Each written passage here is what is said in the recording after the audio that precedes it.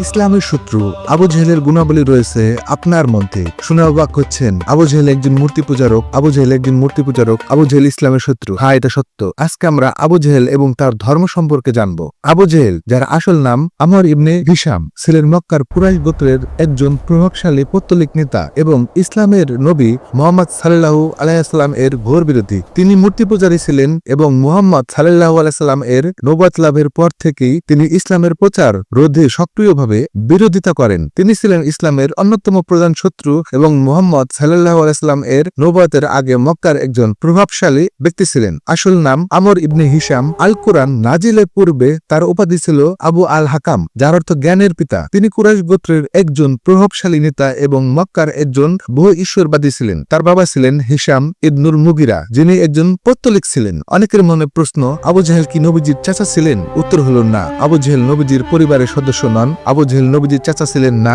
আবু জেহেল আমর ইবনে Hisham ছিলেন মক্কার কুরাইশ বংশের নেতা। মুহাম্মদ সাল্লাল্লাহু আলাইহি সাল্লাম ও কুরাইশ বংশের ছিলেন, তাই অনেকে মনে করেন আবু জেহেল নবীজির চাচা ছিলেন। নবীজির আপন চাচা হামজা ইবনে মুত্তালিব। হামজা ছিল তার নাম, মুত্তালিব ছিল তার বাবার নাম, আর উপাধি ছিল আসাদুল্লাহ, অর্থাৎ আল্লাহ সিংহ। সেই সময়ে শারীরিকভাবে সবচেয়ে শক্তিশালী ব্যক্তিদের একজন এবং একজন দক্ষ ধনুকধারী হিসাবে তার সুনাম এবং পরিস্থিতি ছিল। হামজা রাদিয়াল্লাহু আনহু তাআলা কুরাইশদের নেতা ছিলেন, অর্থাৎ নবীর বংশের নেতা ছিলেন। নবীজির উল্লেখযোগ্য আরেক চাচা ছিলেন আবু তালিব। আবু জেহেল মুসলিমদের উপর অমানবিক শারীরিক আক্রমণ এবং নির্যাতন চালাতেন, ফলে মুহাম্মদ তাকে আবু জেহেল অর্থাৎ অজ্ঞতার পিতা উপাধি দিয়েছিলেন। হাদিস শরীফ অনুসারে মুসলিমদের বিরুদ্ধে অমানবিক নির্যাতন চালাতেন আবু জেহেল। তিনি সুমাইয়া এবং ইয়াসির ইবনে আমির সহ প্রাথমিক পর্যায়ে ইসলাম ধর্ম গ্রহণকারীদের উপর নির্মম নির্যাতন করতেন। নবী মুহাম্মদ সাল্লাল্লাহু আলাইহি সাল্লাম আবু জেহেলকে আমার উম্মতের ফেরাউন বলেছিলেন, অর্থাৎ নবীর উম্মতের ফেরাউন তিনি। আজকে আমরা আবু জেহেল এবং তার ধর্ম সম্পর্কে জানবো।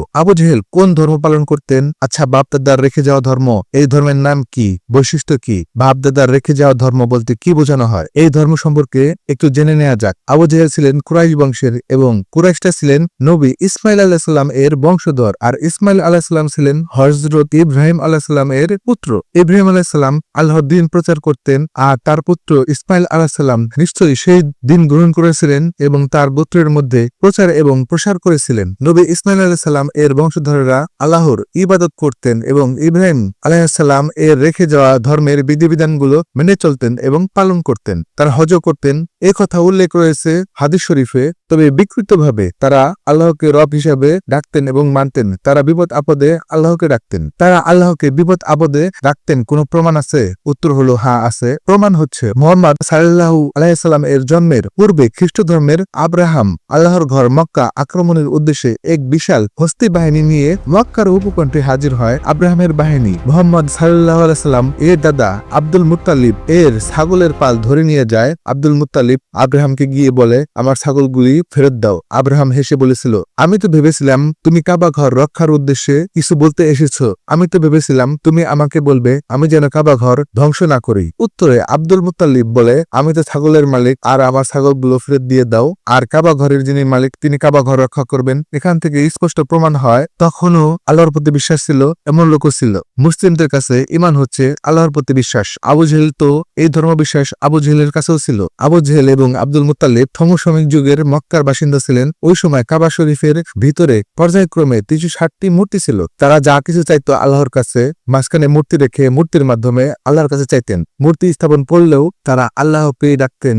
আবু জেহেল বদর যুদ্ধে নিহত হয়। বদর যুদ্ধে যাওয়ার আগে আল্লাহর ঘর কাবা ঘরের সামনে সে আল্লাহর কাছে সাহায্য চেয়েছিল এবং কাবা ঘরের সামনে দাঁড়িয়ে বলেছিল, হে আমার রব, যদি মুহাম্মদ সাল্লাল্লাহু আলাইহি সাল্লাম সত্য হয় তাহলে তাকে বিজয় দান করো, আর আমি যদি সত্য হই তাহলে আমাকে বিজয় দান করো। বদর যুদ্ধে আবু জেহেলের নির্মম মৃত্যু হয়। বদর যুদ্ধে মুসলমানদের বিরুদ্ধে লড়াই করা মক্কা বাহিনীর একজন বিশিষ্ট নেতা ছিলেন আবু জেহেল। 13 মার্চ 624 সালে বদর যুদ্ধের সময় আব্দুল্লাহ ইবনে মাসুদ কর্তৃক মারাত্মকভাবে আহত এবং নিহত হন। তিনি যুদ্ধের একজন গুরুত্বপূর্ণ নেতা এবং নবী মুহাম্মদ সাল্লাল্লাহু আলাইহি সাল্লাম এবং ইসলামের একজন বিরোধী ছিলেন। ইব্রাহিম আলাইহিস সালামের রেখে যাওয়া আল্লাহর দ্বীন কুরাইশ এবং মক্কাবাসীরা পালন করত এবং কাবা ঘরের সামনে গিয়ে আল্লাহর কাছে চাইত, কিন্তু কাবা ঘরের মধ্যে 360টি মূর্তি ছিল।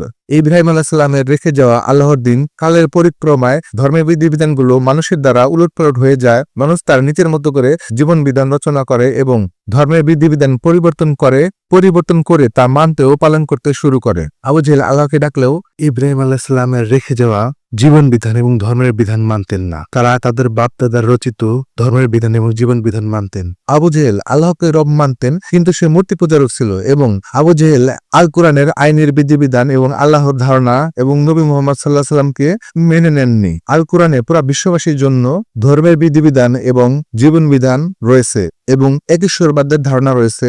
মানুষের কাছে আল্লাহ সম্পর্কে সুস্পষ্ট ধারণা দেওয়ার জন্য আল্লাহ সূরা ইখলাস নাযিল করেন। আবু জেহেল কোরআনকে অস্বীকার করেছিলেন এবং নবীজিকে মেনে নেননি, কারণ এই কোরআনের মধ্যে মানুষের জন্য আল্লাহর পক্ষ থেকে রচিত জীবন বিধান এবং বিধিবিধান এবং জীবন ব্যবস্থা ছিল এবং এক ঈশ্বর আল্লাহর উপাসনা ছিল। অন্যদিকে আবু জেহেল আল্লাহকে ডাকলেও বহু ঈশ্বরে বিশ্বাস করত এবং বাপ দাদার রচিত ধর্মবিধান এবং জীবন বিধান মানত।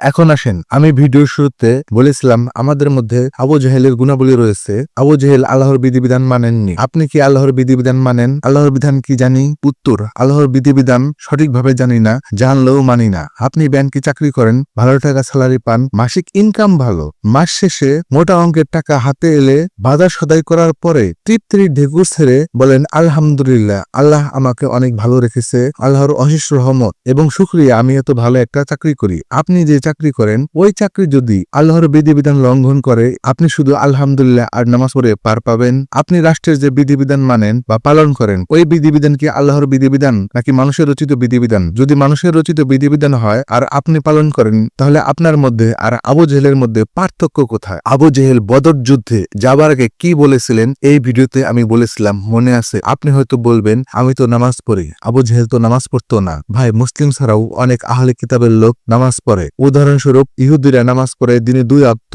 সকালে এবং সন্ধ্যায়। নামাজ অর্থাৎ সালাত হলো আল্লাহ পাকের ইবাদত করার একটি সিস্টেম বা পদ্ধতি। জাহেলিয়াতের যুগে নামাজের কোনো পদ্ধতি ছিল নাকি আমরা জানি না। যদি থাকতো হয়তো আবু জেহেলও নামাজ পড়তেন বা সালাত আদায় করতেন। আমরা হজে কাবা ঘর তাওয়াফ করি। আবু জেহেলের সময় হজে কাবা ঘর তাওয়াফ করা হতো উলঙ্গ হয়ে, বিকৃতভাবে, তাদের মন গড়া পদ্ধতিতে।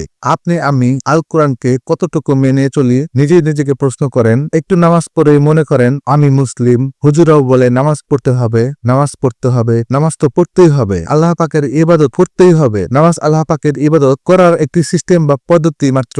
আপনি কি জানেন সালাত ইসলামের পূর্বেও ছিল, কোরআন নাজিলের পরও আছে। যদি আল্লাহ পাক ভবিষ্যতে নতুন ধর্ম বা বিধিবিধান পাঠান, সেখানেও নামাজ থাকবে। কিন্তু আল কোরআন চূড়ান্ত, এরপর আর কোনো কিতাব আসবে না, কোনো বিধিবিধান আসবে না। এটাই চূড়ান্ত কিতাব এবং চূড়ান্ত বিধিবিধান। আল কোরআনের বিধিবিধান মানলে আপনি মোহাম্মদ সাল্লাল্লাহু আলাইহি সাল্লামের দলের লোক, না মানলে আবু জেহেলের দলের লোক। আবু জেহেল মুসলিমদের উপর অত্যাচার করতেন। ক্ষমতাবান নামধারী মুসলিমরাও সাধারণ মানুষের উপর অত্যাচার করে। সুযোগ পেলে আপনিও ছেড়ে দেন না। বলেন আমাদের সাথে আর আবু জেহেলের সাথে পার্থক্য কোথায়? নিজে নিজেকে প্রশ্ন করেন। আর আপনি হয়তো বলবেন আরে আবু জেহেল তো মূর্তি পূজা করত, আমি তো মূর্তি পূজা করি না। তাহলে আমি বলবো ভাই, ইহুদিরা কি মূর্তি পূজা করে? উত্তর হলো না, করে না। ইহুদিদের অপরাধ, তারা আল্লাহর বিধিবিধানকে পরিবর্তন করেছে। তারা তাদের নিজেদের রচিত বিধিবিধান পালন করে। সবশেষ কথার এক কথা, পুরাণের বিধিবিধান চূড়ান্ত বিধিবিধান ও জীবন ব্যবস্থা। এখানে আল্লাহ পাকের ইবাদত করতে হলে নামাজের মাধ্যমে ইবাদত করতে হবে, নামাজ পড়তে হবে। নামাজ ছাড়াও আরো অনেক বিধিবিধান এবং জীবন ব্যবস্থা রয়েছে, সেগুলো মানতে হবে, শুধু নামাজ দিয়ে হবে না। আল কোরআন হচ্ছে মানব জীবনের চূড়ান্ত বিধিবিধান এবং জীবন ব্যবস্থা।